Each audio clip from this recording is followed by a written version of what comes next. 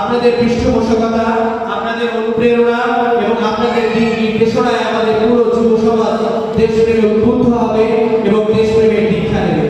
এর সাথে সাথে আরো একটি কথা বলতে চাই, বিডিপির যারা তরুণ রয়েছে তাদের প্রতি। সাধারণত আমরা দেখেছি স্বেচ্ছাসেবী সংগঠনগুলো অভিভাবকহীনতায় ভোগে অথবা অভিভাবক শূন্যতায় তাদের মনের মধ্যে সাহসের সঞ্চার কম হয়। এই ধরনের স্বেচ্ছাসেবামূলক কাজে বিভিন্ন সময় বাধা আসে, বিভিন্ন সময় প্রতিবন্ধকতা আসে। তোমরা আশাহত হয়ে যাও। তোমাদের এই একঝাঁক দেশপ্রেমিক তরুণদের প্রতি আমার একটি বার্তা, সেটি হচ্ছে বিডিপি সারা বাংলাদেশের জন্য হয়তো আমি বলতে পারবো না, কিন্তু বিডিপির নজির উদ্দেশ্যে আমি একটি কথা বলতে চাই।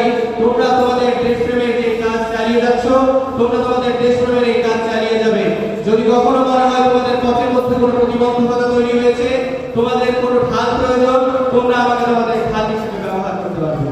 যদি কখনো প্রয়োজন তোমাদের দিকে বন্দুক তাক করা হয়েছে, তোমরা সেই বুলেট প্রুফ জ্যাকেট হিসেবে আমাকে ব্যবহার করতে পারবে।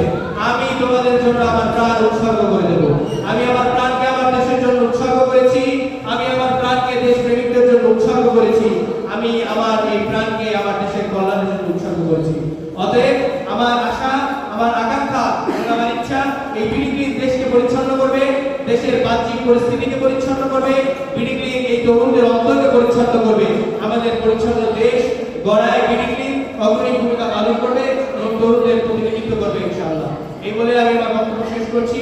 ধন্যবাদ সকলকে। সকলের প্রতি শেষ একমাত্র আহ্বান, তোমরা সবাই আমার দেশকে ভালোবাসবে। দেশকে ভালোবাসার মানুষের বড় অভাব। আমাদের দেশের প্রেমকে, দেশপ্রেমকে বুকের মধ্যে লালন করবে, আমার দেশকে ভালোবাসবে। আসসালামু আলাইকুম।